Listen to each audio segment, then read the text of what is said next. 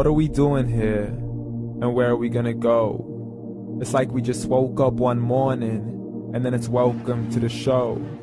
Don't ask any questions, just go with the flow. Make as much money as you can, and try your best not to get broke. Copy everything you see on the TV, from the hairstyles to the clothes, and don't think too often, just do exactly as you're told. And if you ever get confused, then just turn towards the alcohol. You'll still hear your thoughts, then just turn up the radio as you learn to live a lifestyle of drugs, sex, and rock and roll.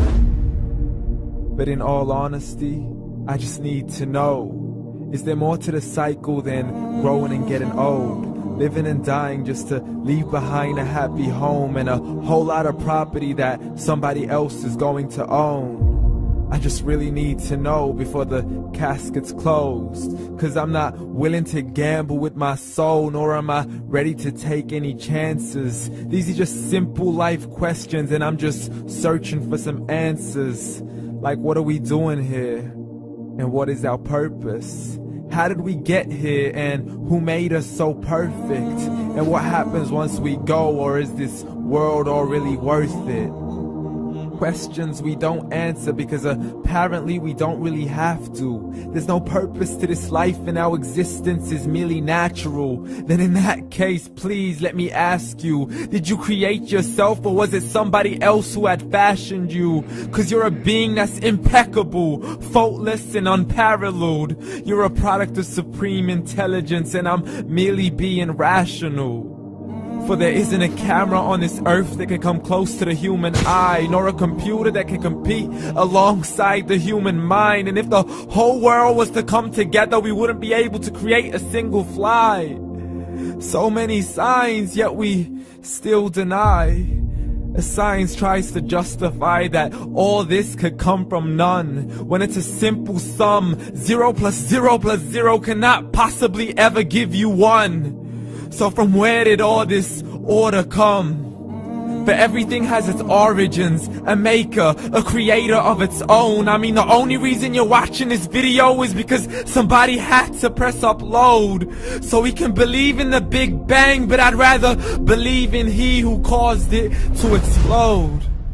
Allah, the creator of everything along with every single soul. The ever-living, the master, the only one who is in control. Unlike his creation, beyond our imagination. And no, he's not a man, nor does he have any partners in association. He's on his own. And no, he did not ever leave us alone. Just like every manufacturer, he left us with an instruction manual. The Quran and Islam, and I'm sorry to jump to conclusions, but it's the only one possible. The only definition of God is the one and only supreme being. It's logical, a book with 0 contradictions, with miracles that are both scientific and historical, all revealed over 1400 years ago. Like the detailed description of the human embryo. The descriptions of the human embryo in the Quran cannot be based on scientific knowledge in the 7th century. To the mountains as pegs holding firm the earth below, and the 2 seas that don't mix in a complete separate flow. To the planets in orbit, alternating night and day as they stay in flow. The expansion of the universe and the creation of everything from H2O. To the stories of the past and the preservation of Pharaoh. To identifying the lowest point in the land where Persia defeated Rome. The gushing fluid that created man in the glands between the ribs and the backbone. And not a word has changed, it's still the same. So please explain how all this was known over 1400 years ago. To a man who couldn't read or write, as he would recite whatever the angels spoke. And if you still don't believe, please try to come up with something that's even close. But you can't, so we took God as a mockery and his messengers as a joke. Muhammad could not read or write.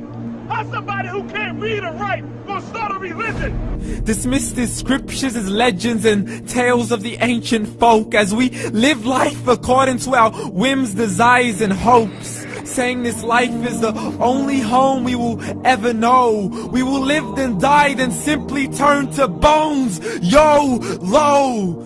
Correction, after the grass dies, the rain arrives and it regrows, and Allah promises to do the same thing to your very soul and bring you back from your very fingertips to your toes, as the all-seeing supreme being watches us so close, and we are surely being tested in our wealth, our health, and our self, and everything that we've been blessed with. So believe, for we will surely be resurrected and be brought back to our Lord and account for every single deed, as He hands us our books and orders us to read.